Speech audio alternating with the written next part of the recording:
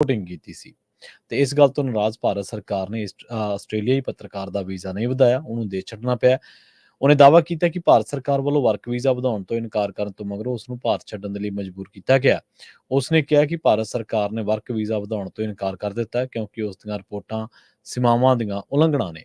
Australian broadcasting corporation ਦੀ ਦੱਖਣੀ Asia bureau ਦੀ ਮੁਖੀ Avni dais ਨੇ ਕਿਹਾ ਕਿ ਸਿੱਖ ਵੱਖ ਜਿਹੜੇ ਨੇ ਇੱਕ ਲੀਡਰ ਖਾਲਿਸਤਾਨੀ ਲੀਡਰ ਸੀਗੇ ਹਰਦੀਪ ਸਿੰਘ ਨਿੱਜਰ, ਉਹਨਾਂ ਦੇ ਕਤਲ ਦੀ ਰਿਪੋਰਟਿੰਗ ਤੇ ਭਾਰਤ ਸਰਕਾਰ ਵੱਲੋਂ ਇਤਰਾਜ਼ ਕਰਨ ਤੋਂ ਬਾਅਦ ਲੋਕ ਸਭਾ ਚੋਣਾਂ ਵਾਲੇ ਦਿਨ 19 ਅਪ੍ਰੈਲ ਨੂੰ ਉਸ ਨੂੰ ਭਾਰਤ ਛੱਡਣਾ ਪਿਆ।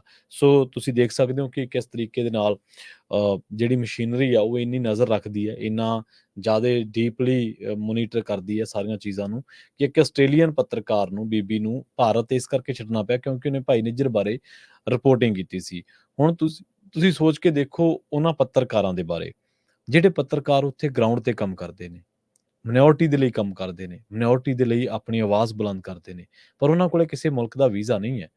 ਉਹ ਇਸ ਬੀਬੀ ਵਾਂਗੂ ਇਹ ਤਾਂ ਚਲੋ ਹੋਇਆ ਤੇ ਇਹਦੇ ਨਾਲ ਬਹੁਤ ਮਾੜਾ, ਗਲਤ ਹੈ, ਪਰ ਇਹਦੇ ਕੋਲ ਤਾਂ ਆਪਸ਼ਨ ਆ, ਆਸਟ੍ਰੇਲੀਆ ਚਲੀ ਜਾਊਗੀ।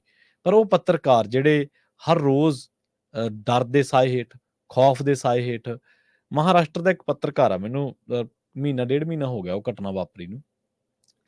ਉਹ ਪੱਤਰਕਾਰ ਨੇ ਸਿਰਫ ਇੰਨਾ ਹੀ ਮਸਲਾ ਚੁੱਕਿਆ ਸੀਗਾ ਕਿ ਜਿਹੜੀ ਮਾਈਨਿੰਗ ਹੋ ਰਹੀ ਸੀ ਉਹ ਨਜਾਇਜ਼ ਸੀਗੀ ਤੇ ਉਹ ਗਲਤ ਸੀਗੀ।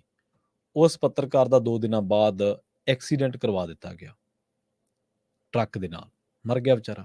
ਪਰਿਵਾਰ ਪਿੱਛੇ ਰੁਲਦਾ ਫਿਰਦਾ, ਹੁਣ ਪਰਚਾ ਵੀ ਨਹੀਂ ਦਰਜ ਕੀਤਾ ਪਹਿਲਾਂ ਤਾਂ, ਬਾਅਦ ਦੇ ਵਿੱਚ ਜਦੋਂ ਪ੍ਰੋਟੈਸਟ ਹੋਇਆ, ਕਈ ਹੋਰ ਵੱਡੇ ਪੱਤਰਕਾਰਾਂ ਨੇ ਜਿਨ੍ਹਾਂ ਦਾ ਇੰਟਰਨੈਟ ਉੱਤੇ ਚੰਗੀ ਫੋਲੋਇੰਗ ਹੈ, ਉਹਨਾਂ ਨੇ ਇਸ ਚੀਜ਼ ਦੇ ਉੱਤੇ ਜਦੋਂ ਟਿੱਪਣੀ ਕੀਤੀ, ਗੱਲ ਕੀਤੀ, ਤਾਂ ਉਦੋਂ ਉਸ ਮਾਮਲੇ ਦੇ ਵਿੱਚ ਰਿਪੋਰਟ ਦਰਜ ਕੀਤੀ ਗਈ।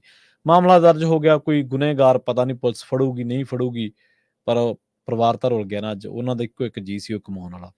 ਰਾਮਚੰਦਰ ਛਤਰਪਤੀ ਨਾਮ ਯਾਦ ਹੋਣਾ ਤੁਹਾਨੂੰ, ਉਹਨੇ ਰਿਪੋਰਟ ਲਾਈ ਸੀ, ਖਬਰ ਛਾਪੀ ਸੀ ਕਿ ਡੇਰੇਦਾਰ ਜਿਹੜਾ ਸਿਰਸਾ ਵਾਲਾ, ਜਿਹੜਾ ਕਿ ਬਹੁਤ ਹੰਕਾਰਿਆ ਹੋਇਆ ਇਨਸਾਨ ਹੈ, ਉਹ ਬੰਦਾ ਡੇਰੇ ਦੇ ਵਿੱਚ ਆ ਕੁਕਰਮ ਕਰਦਾ ਤੇ ਉਹਨੇ ਚਿੱਠੀ ਛਾਪਤੀ ਸੀ ਆਪਣੇ ਅਖਬਾਰ ਦੇ ਵਿੱਚ। ਇਹਨਾਂ ਦਾ ਇੱਕ ਅਖਬਾਰ ਆ ਡੇਰੇ ਦਾ, ਸੱਚ ਕਹੂੰ ਉਹਦਾ ਨਾਂ ਹੈ।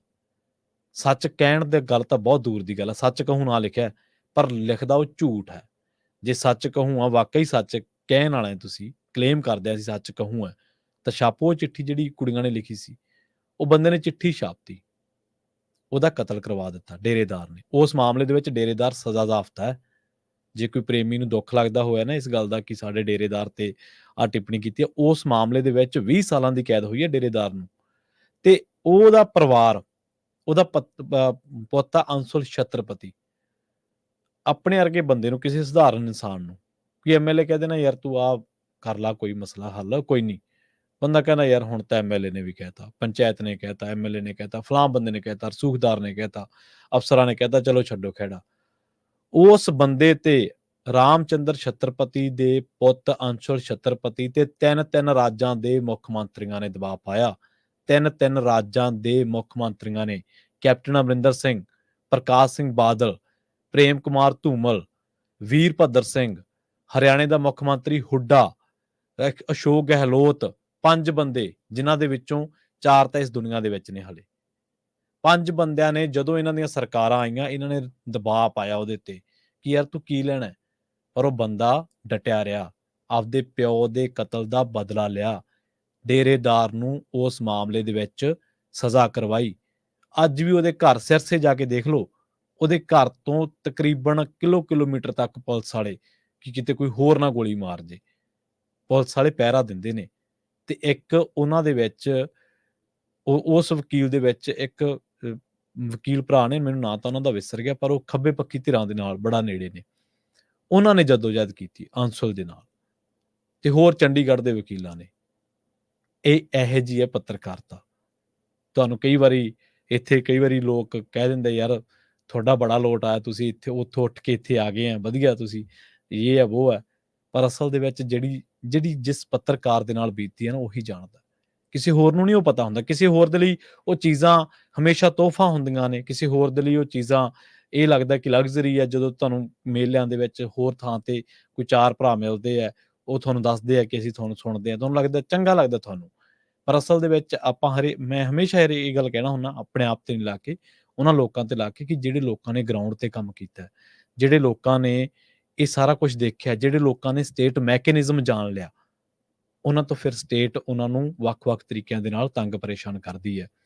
ਕਹਿਣ ਤੋਂ ਭਾਵ ਇਹ ਸੀਗਾ ਕਿ ਵਾਈਸ ਵਾਲਾ ਮੁੰਡਾ ਅੰਗਦ ਸਿੰਘ ਮੋੜਤਾ। ਵਾਈਸ ਇੱਕ ਬਹੁਤ ਵੱਡਾ ਅਦਾਰਾ ਸੀ, ਆਪਾਂ ਲੰਘੇ ਦਿਨੀ ਉਹਨਾਂ ਦੇ ਬਾਰੇ ਇੱਕ ਰਿਪੋਰਟ ਵੀ ਕੀਤੀ ਸੀਗੀ। ਉਹਨਾਂ ਨੇ ਛਾਂਟੀਆਂ ਕੀਤੀਆਂ ਸੀ। ਖੈਰ ਜੋ ਉਹ ਰਿਪੋਰਟ ਕੀਤੀ ਸੀ ਇਸ ਢੰਗ ਦੇ ਨਾਲ ਜਾਂ ਖਬਰ ਸਾਂਝੀ ਕੀਤੀ ਸੀ ਜਦੋਂ ਇੱਥੇ ਲੇ-ਆਫਸ ਹੋ ਰਹੀਆਂ ਸੀਗੀਆਂ ਮੀਡੀਆ ਦੇ ਮਾਮਲੇ ਦੇ ਵਿੱਚ। ਉਹ ਪੱਤਰਕਾਰ ਨੇ ਰਿਪੋਰਟ ਕੀਤੀ ਸੀ ਮਾਈਨੋਰਿਟੀ ਦੇ ਮਾਮਲੇ ਦੇ ਵਿੱਚ, ਕਰੋਨਾ ਦੇ ਮਾਮਲੇ ਦੇ ਵਿੱਚ ਜਾਂ ਹੋਰ ਕਈ ਅਹਿਮ ਮਾਮਲਿਆਂ ਨੂੰ ਲੈ ਕੇ। ਅੰਗਦ ਸਿੰਘ ਉਹਦਾ ਨਾਮ ਹੈ, ਵਾਈਸ ਦਾ ਹੈ ਤੇ ਗੂਗਲ ਤੇ ਤੁਸੀਂ ਸਰਚ ਕਰ ਸਕਦੇ ਆ। ਉਹਨੂੰ ਮੋੜ ਦਿੱਤਾ ਗਿਆ ਦਿੱਲੀ ਏਅਰਪੋਰਟ ਤੋਂ। ਹੁਣ ਉਹਨੂੰ ਤਾਂ ਮੋੜ ਦਿੱਤਾ ਗਿਆ। ਇੱਕ ਉੱਥੋਂ ਦੀ ਬੀਬੀ ਹੈ ਜਿਹੜੀ ਕਸ਼ਮੀਰ ਦੇ ਵਿੱਚ ਬੜੀ ਐਕਟਿਵ ਹੈ, ਨੌਜਵਾਨ ਕੁੜੀ ਹੈ, ਬੱਟ ਉਹਦਾ ਨਾਮ ਆ, ਅਖੀਰਲਾ ਨਾਮ ਉਹਦਾ ਬੱਟ ਆ, ਮੈਨੂੰ ਇੰਨਾ ਕੁ ਯਾਦ ਹੈ। ਉਹਨੂੰ ਚੜ੍ਹਨ ਨਹੀਂ ਦਿੱਤਾ ਗਿਆ। ਉਹਨੂੰ ਅਮਰੀਕਾ ਦੀ ਇੱਕ ਜਥੇਬੰਦੀ ਨੇ ਸਨਮਾਨਿਤ ਕਰਨਾ ਸੀਗਾ, ਪਰ ਉਹਨੂੰ ਚੜ੍ਹਨ ਨਹੀਂ ਦਿੱਤਾ ਗਿਆ, ਜਹਾਜ਼ ਹੀ ਨਹੀਂ ਚੜ੍ਹਨ ਦਿੱਤਾ ਗਿਆ। ਇਹ ਹਾਲਾਤ ਨੇ ਪੱਤਰਕਾਰੀ ਦੇ ਉੱਥੇ। ਇੰਨੀ ਔਖੀ ਆ ਪੱਤਰਕਾਰੀ ਕਰਨੀ। ਅੰਗਦ ਸਿੰਘ ਅਮਰੀਕਾ ਦਾ ਵਾਸੀ ਸੀ, ਅਮਰੀਕਾ ਸਿਟੀਜ਼ਨ ਸੀ।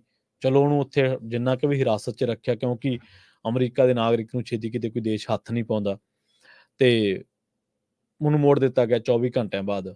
ਉਹ ਚਲਾ ਆ ਗਿਆ ਹੋਣਾ ਅਮਰੀਕਾ। ਚਲੋ ਉਹਨੇ ਇੱਥੇ ਆ ਕੇ ਆਪਣੇ ਢੰਗ ਦੇ ਨਾਲ ਰਿਸਰਚ ਸ਼ੁਰੂ ਕਰਤੀ ਹੋਣੀ ਹੈ, ਕੰਮ-ਕਾਰ ਕਰਦਾ ਹੋਣਾ, ਛੱਡਣਾ ਤਾਂ ਉਹਨੇ ਕੀ ਹੋਣਾ। ਇਹ ਬੀਬੀ ਜਿਹੜੀ ਅਵਨੀ ਡਾਇਸ ਹੈ, ਆਸਟ੍ਰੇਲੀਆ ਮੁੜ ਗਈ ਹੋਣੀ ਹੈ। ਪਰ ਤੁਸੀਂ ਸੋਚ ਕੇ ਦੇਖੋ ਉਹਨਾਂ ਲੋਕਾਂ ਦੇ ਬਾਰੇ ਜਿਹੜੇ ਉੱਥੇ ਮੌਤ ਦੇ ਮੂੰਹ ਦੇ ਵਿੱਚ ਰਿਪੋਰਟਿੰਗ ਕਰਦੇ ਆ, ਜਿਨ੍ਹਾਂ ਨੂੰ ਜੇ ਕੋਈ ਮਾਈਨਿੰਗ ਦੀ ਰਿਪੋਰਟਿੰਗ ਕਰਦਾ ਉਹਦਾ ਟਰੱਕ ਦੇ ਨਾਲ ਐਕਸੀਡੈਂਟ ਕਰਵਾ ਦਿੱਤਾ ਜਾਂਦਾ। ਜੇ ਕੋਈ ਇਹ ਰਿਪੋਰਟ ਕਰਦਾ ਕਿ ਭਾਈ ਜਿਹੜਾ ਬੱਚਿਆਂ ਨੂੰ ਮਿਡ ਡੇ ਮੀਲ ਦਿੱਤਾ ਜਾ ਰਿਹਾ ਤੇ ਉਹ ਮਿਡ ਡੇ ਮੀਲ ਉਹ ਨੂਣ ਦੇ ਨਾਲ ਰੋਟੀ ਖਾਂਦੇ ਨੇ ਜਵਾਕ ਕਿਸੇ ਦੂਰ ਦੁਰਾਡੇ ਇਲਾਕੇ ਦੇ ਵਿੱਚ, ਸਕੂਲ ਦੇ ਵਿੱਚ, ਪੇਂਡੂ ਆਬਾਦੀ ਦੇ ਵਿੱਚ, ਤਾਂ ਉਹਨੂੰ ਚੱਕ ਕੇ ਜੇਲ੍ਹ ਦੇ ਵਿੱਚ ਸਿੱਟ ਦਿੱਤਾ ਜਾਂਦਾ। ਜੇ ਕੋਈ ਇਹ ਗੱਲ ਕਰਦਾ ਕਿ ਭਾਰਤ ਸਰਕਾਰ ਜਾਂ ਮੋਦੀ ਸਰਕਾਰ ਕਹਿ ਲਓ, ਇਹ ਘੱਟ ਗਿਣਤੀਆਂ ਲਈ ਆਹ ਕਰ ਰਹੀ ਹੈ, ਏਦਾਂ ਖਤਰਨਾਕ ਇਹਨਾਂ ਦਾ ਏਜੰਡਾ, ਉਹਨੂੰ ਕਹਿੰਦੇ ਤੁਸੀਂ ਤਾਂ ਅਰਬਨ ਨਕਸਲ ਆ। ਜੇ ਕੋਈ ਜਾ ਕੇ ਕਿਸੇ ਪਖੰਡੀ ਦੇ ਵਿਰੁੱਧ, ਕਿਸੇ ਡੇਰੇਦਾਰ ਦੇ ਵਿਰੁੱਧ ਕੋਈ ਰਿਪੋਰਟ ਕਰਦਾ, ਉਹਦਾ ਕਤਲ ਕਰਾ ਦਿੱਤਾ ਜਾਂਦਾ। ਬੰਦਾ ਜਾਵੇ ਤਾਂ ਜਾਵੇ ਕਿੱਥੇ? ਆਪਾਂ ਅਕਸਰ ਹੀ ਸੋਸ਼ਲ ਮੀਡੀਆ ਤੇ ਗੱਲ ਕਹਿਣੇ ਅੱਜ ਕੱਲ੍ਹ ਕਿ ਚਰਚਾ ਕਈ ਵਾਰੀ ਚੱਲਦੀ, ਸੁਣੀ ਹੈ, ਵੇਖੀ ਹੈ, ਪੜ੍ਹੀ ਵੀ ਹੈ ਕਿ ਬਈ ਅੱਜ ਕੱਲ੍ਹ ਕੋਈ ਪੱਤਰਕਾਰ ਕੰਮ ਨਹੀਂ ਕਰਕੇ ਰਾਜੀ ਜਾਂ ਕਿਵੇਂ। ਜਦੋਂ ਅਸਲੀ ਕੰਮ ਕਰਨ ਹੀ ਨਹੀਂ ਦਿੱਤਾ ਜਾਂਦਾ ਉੱਥੇ, ਤੁਸੀਂ ਉਹ ਗਰਾਊਂਡ ਤੇ ਤਾਂ ਬਹੁਤ ਦੂਰ ਦੀ ਗੱਲ, ਤੁਸੀਂ ਸੋਸ਼ਲ ਮੀਡੀਆ ਤੇ ਲਿਖ ਕੇ ਦੇਖ ਲਓ, ਇੱਥੇ ਤੁਹਾਡੀ ਟ੍ਰੋਲਿੰਗ ਹੋ ਜਾਂਦੀ ਹੈ, ਇੱਥੇ ਤੁਹਾਡੇ ਅਕਾਊਂਟ ਬੰਦ ਕਰ ਦਿੱਤੇ ਜਾਂਦੇ ਆ, ਉਹ ਉਹਨਾਂ ਨੂੰ ਲਿਮਟ ਕਰ ਦਿੱਤਾ ਜਾਂਦਾ। ਉਹ ਤੁਸੀਂ ਜੋ ਮਰਜ਼ੀ ਲਿਖੀ ਚੱਲੋ, ਜਿੰਨਾ ਮਰਜ਼ੀ ਲਿਖੀ ਚੱਲੋ, ਉਹ ਇੱਕ 100, 150, 200 ਬੰਦੇ ਤੱਕ ਸੀਮਿਤ ਰਹਿ ਜਾਂਦਾ। ਬਸ ਜਿਹੜੇ ਜਿੱਥੇ ਉਹਨਾਂ ਦਾ ਵਾਹ ਨਹੀਂ ਚੱਲਦਾ, ਚਾਹੇ ਉਹ ਕੈਨੇਡਾ ਦੇ ਲੋਕ ਹੋਣ, ਚਾਹੇ ਉਹ ਅਮਰੀਕਾ ਦੇ ਲੋਕ ਹੋਣ, ਚਾਹੇ ਆਸਟ੍ਰੇਲੀਆ ਦੇ ਹੋਣ, ਉਹ ਬਸ ਉੱਥੇ ਉਹਨੂੰ ਪੜ੍ਹ ਲੈਂਦੇ ਆ। ਪੰਜਾਬ ਭਾਰਤ ਦੇ ਵਿੱਚ ਤਾਂ ਉਹਨਾਂ ਚੀਜ਼ਾਂ ਨੂੰ ਪੜ੍ਹਨ ਨਹੀਂ ਦਿੱਤਾ ਜਾਂਦਾ। ਸੋ ਇਸ ਕਰਕੇ ਅਵਨੀ ਡਾਇਸ ਦਾ ਮਸਲਾ ਬਹੁਤ ਵੱਡਾ ਹੈ। ਇਹ ਕਿਉਂਕਿ ਆਸਟ੍ਰੇਲੀਅਨ ਪੱਤਰਕਾਰ ਹੈ, ਇਸ ਕਰਕੇ ਹੁਣ ਇਹ ਤਾਂ ਹੈ ਨਹੀਂਗਾ ਕਿ ਯੋਗੀ ਆਦਿੱਤਿਆਨਾਥ ਵਰਗਾ ਕੋਈ ਚੱਕ ਕੇ ਕਿਸੇ ਪੱਤਰਕਾਰ ਨੂੰ ਸਿੱਟ ਦੂਗਾ ਜੇਲ੍ਹ ਦੇ ਵਿੱਚ ਤੇ ਬਾਅਦ ਦੇ ਵਿੱਚ ਰੋਲਦਾ ਫਿਰੂਗਾ। ਅਵਨੀ ਡਾਇਸ ਨੇ ਤਾਂ ਹੁਣ ਇਹਦੀ ਤਾਂ ਗੱਲ ਬਹੁਤ ਦੁਨੀਆ ਭਰ ਦੇ ਵਿੱਚ ਇਸ ਟਾਈਮ ਪੂਰੀ ਚਰਚਾ ਹੋ ਰਹੀ ਹੈ ਇਸ ਗੱਲ ਤੇ ਕਿ ਭਾਈ ਨਿੱਜਰ। ਤੇ ਤੁਸੀਂ ਇਹ ਵੀ ਦੇਖੋ ਕਿ ਜਿਸ ਮਸਲੇ ਦੀ ਰਿਪੋਰਟਿੰਗ ਕਰਨ ਤੇ ਇਹ ਇੰਨਾ ਹਰਖ ਗੁੱਸਾ ਉਹਨਾਂ ਨੂੰ ਆ ਸਕਦਾ ਹੈ, ਜੇ ਇਸ ਤੱਕ ਜਾ ਸਕਦੇ ਆ, ਤੇ ਜਿਹੜੇ ਬੰਦੇ ਉਹ ਗੱਲ ਨੂੰ ਚੱਕ ਰਹੇ ਨੇ, ਮੈਂ ਭਾਈ ਨਿੱਜਰ ਤੇ ਆ ਰਿਹਾ ਜਾਂ ਹੋਰ ਲੋਕਾਂ ਤੇ ਆ ਰਿਹਾ, ਉਹਨਾਂ ਲਈ ਕਿੰਨਾ ਔਖਾ ਹੋਊਗਾ। ਉਹ ਉਹਨਾਂ ਨੂੰ ਕਿਹੜੇ ਮਾਹੌਲ ਦੇ ਵਿੱਚੋਂ ਗੁਜ਼ਰਨਾ ਪੈ ਰਿਹਾ ਹੋਊਗਾ, ਉਹ ਕਿੱਡੇ-ਕਿੱਡੇ ਰਿਸਕ ਲੈ ਕੇ ਗੱਲ ਕਰ ਰਹੇ ਨੇ। ਇੰਨੀ ਔਖੀ ਆ ਹੱਕ ਤੇ ਸੱਚ ਦੀ ਗੱਲ ਕਰਨੀ, ਇੰਨੀ ਔਖੀ ਆ ਆਪਣੇ ਕੌਮ ਦੀ ਗੱਲ ਕਰਨੀ, ਇੰਨੀ ਔਖੀ ਹੈ ਲੋਕਾਂ ਲਈ ਖੜਨਾ, ਇੰਨਾ ਔਖਾ ਹੈ ਲੋਕਾਂ ਵਾਲੇ ਪਾਸੇ ਖੜ ਕੇ ਹਕੂਮਤ ਨੂੰ ਵੰਗਾਰਨਾ, ਕਿਉਂਕਿ ਵੰਗਾਰ ਹੀ ਹੈ। ਉਹ ਕਹਿੰਦੇ ਨੇ ਕਿ ਅਸੀਂ ਵਰਲਡ ਦੀ 5ਵੀਂ ਵੱਡੀ ਆਰਥਿਕਤਾ, ਤੇ ਤੁਹਾਡੀ ਜ਼ਰੂਰਤ ਕਿਵੇਂ ਹੋਈ ਸਾਨੂੰ ਇਹ ਗੱਲ ਕਹਿਣ ਦੀ, ਤੁਹਾਡੇ 'ਚ ਇਹ ਮਾਦਾ ਕਿੱਥੋਂ ਆਇਆ? ਤੁਸੀਂ ਇੰਨਾ ਹੌਸਲਾ ਕਿਵੇਂ ਕੀਤਾ ਕਿ ਤੁਸੀਂ ਸਾਨੂੰ ਦੱਸੋ ਕਿ ਭਾਰਤ ਦੇ ਵਿੱਚ ਮਾਈਨੋਰਿਟੀ ਕਿਵੇਂ ਆ, ਭਾਰਤ ਦੇ ਵਿੱਚ ਕਰੋਨਾ ਵੇਲੇ ਕੀ ਸੀ, ਭਾਰਤ ਦੇ ਵਿੱਚ ਹੋਰ ਹਾਲਾਤ ਕਿਵੇਂ ਨੇ, ਤੁਸੀਂ ਸਾਡੇ ਤੇ ਰਿਪੋਰਟਿੰਗ ਕਿਵੇਂ ਕਰ ਰਹੇ ਹੋ? ਤੁਹਾਡੀ ਜ਼ਰੂਰਤ ਕਿਵੇਂ ਹੋਈ ਕਿ ਤੁਸੀਂ ਆਪਣੀ ਕੌਮ ਦੀ ਗੱਲ ਕਰ ਲਓ?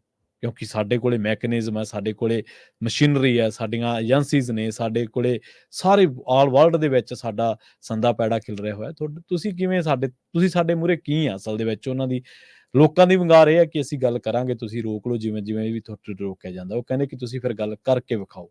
ਇਹੀ ਫ਼ਰਕ ਆ। ਸੋ ਹਮੇਸ਼ਾ ਉਹਨਾਂ ਲੋਕਾਂ ਨੂੰ ਯਾਦ ਕੀਤਾ ਜਾਊਗਾ ਜਿਹੜੇ ਲੋਕਾਂ ਦੀ ਗੱਲ ਕਰਨਗੇ। ਹਮੇਸ਼ਾ ਉਹਨਾਂ ਲੋਕਾਂ ਨੂੰ ਹੋ ਸਕਦਾ ਉਹ ਵਿਚਾਰੇ ਬਾਹਲੇ ਅਮੀਰ ਨਾ ਹੋਣ, ਹੋ ਸਕਦਾ ਬਾਹਲੇ ਉਹ ਪ੍ਰਸਿੱਧ ਵੀ ਨਾ ਹੋ ਸਕਣ, ਪਰ ਉਹਨਾਂ ਦਾ ਚਰਚਾ, ਉਹਨਾਂ ਦਾ ਜਿਹੜਾ ਜ਼ਿਕਰ ਹੈ ਉਹ ਜ਼ਰੂਰ ਲੋਕਾਂ ਦੇ ਮਨਾਂ ਦੇ ਵਿੱਚ ਉਕਰਦਾ ਰਹੂਗਾ ਸਮੇਂ ਦਰ ਸਮੇਂ। ਅੱਜ ਵੀ ਤੁਸੀਂ ਦੇਖੋ ਆਪਣੀ ਅਰਦਾਸ ਦੇ ਵਿੱਚ ਦੇਖ ਲਓ ਜ਼ਿਕਰ ਆਉਂਦਾ ਸ਼ਹੀਦਾਂ ਦਾ, ਸਾਰਿਆਂ ਦਾ। ਤੁਸੀਂ ਇੱਥੇ ਮੇਲਿਆਂ ਦੇ ਵਿੱਚ ਦੇਖ ਲਓ ਜ਼ਿਕਰ ਆਉਂਦਾ ਹੈ, ਸ਼ਹੀਦਾਂ ਦਾ ਜ਼ਿਕਰ ਆਉਂਦਾ, ਉਹਨਾਂ ਲੋਕਾਂ ਦਾ ਜਿਨ੍ਹਾਂ ਨੇ ਆਪਣੀ ਜਾਨ ਵਾਰਤੀ ਪਰ ਆਪਣੀ ਕਹਿਣੀ ਤੋਂ ਨਹੀਂ ਬਦਲੇ ਉਹ। ਲੰਘੇ ਦਿਨੀ ਫਰੈਜ਼ਨੋ ਦੇ ਵਿੱਚ ਇੱਕ ਮੇਲਾ ਹੋਇਆ ਸੀ। ਇੱਥੇ ਉਹਨਾਂ ਬੀਬੀਆਂ ਨੂੰ ਯਾਦ ਕੀਤਾ ਗਿਆ ਜਿਨ੍ਹਾਂ ਨੇ ਜੰਗੇ ਆਜ਼ਾਦੀ ਦੇ ਵਿੱਚ ਆਪਣੀ ਜਾਨ ਵਾਰੀ। ਹੁਣ ਦੇਖੋ ਦਹਾਕੇ ਪੁਰਾਣੀਆਂ ਗੱਲਾਂ ਨੇ, ਕੋਈ 1930 ਦੇ ਵਿੱਚ ਸ਼ਹੀਦ ਹੋਈ ਬੀਬੀ, ਕੋਈ 1920 ਦੇ ਵਿੱਚ ਹੋਈ, ਕੋਈ 1915 ਦੇ ਵਿੱਚ। ਉਹਨਾਂ ਨੇ ਇਹ ਥੋੜ੍ਹਾ ਸੋਚਿਆ ਹੋਣਾ ਕਿ 2023 ਦੇ ਵਿੱਚ ਜਾ ਕੇ ਅਮਰੀਕਾ 'ਚ ਕੋਈ ਮੇਲਾ ਹੋਊਗਾ ਤੇ ਸਾਨੂੰ ਉੱਥੇ ਯਾਦ ਕਰੂਗਾ। ਇਹ ਨਹੀਂ ਸੀਗਾ। ਉਹਨਾਂ ਲਈ ਆਪਣੇ ਲੋਕਾਂ ਦੀ ਗੱਲ ਕਰਨਾ ਪਹਿਲ ਸੀ। ਉਹਨਾਂ ਨੇ ਆਪਣੀ ਜਾਨ ਵਾਰੀ, ਪਰ ਅੱਜ ਵੀ ਲੋਕ ਦਾਤਾ ਤੇ ਭਗਤ ਸੂਰਮੇ ਤਿੰਨੇ ਜੱਗ ਜਿਉਂਦੇ ਨੇ। ਕਹਿੰਦੇ ਕਿ ਦੁਨੀਆ ਭਰ ਤੱਕ, ਜਦੋਂ ਤੱਕ ਦੁਨੀਆ ਰਹਿੰਦੀ ਹੈ, ਇਹਨਾਂ ਦਾ ਜ਼ਿਕਰ ਹੁੰਦਾ ਰਹਿੰਦਾ ਹੈ। ਪ੍ਰੋਗਰਾਮ ਖਬਰ ਤੇ ਨਜ਼ਰ ਨੂੰ ਆਪਾਂ ਇੱਥੇ ਹੀ ਸਮਾਪਤ ਕਰਾਂਗੇ। ਪੰਜਾਬੀ ਰੇਡੀਓ ਅਸੀਂ ਦੀ ਅਗਲੀ ਪੇਸ਼ਕਸ਼ ਪ੍ਰੋਗਰਾਮ ਅਪਡੇਟ ਅਮਰੀਕਾ ਪ੍ਰੋਗਰਾਮ ਦੇ ਵਿੱਚ ਅਮਰੀਕਾ ਦੇ ਨਾਲ-ਨਾਲ ਵਿਸ਼ਵ ਭਰ ਦੇ ਵਿੱਚ ਵਾਪਰੀਆਂ ਅਹਿਮ ਵੱਡੀਆਂ ਖਾਸ ਘਟਨਾਵਾਂ, ਖਬਰਾਂ ਦੇ ਬਾਰੇ ਤੁਹਾਨੂੰ ਦਿੱਤੀਆਂ ਜਾਣਗੀਆਂ ਜਾਣਕਾਰੀਆਂ। ਬਹੁਤ-ਬਹੁਤ ਧੰਨਵਾਦ। ਸਤਿ ਸ੍ਰੀ ਅਕਾਲ।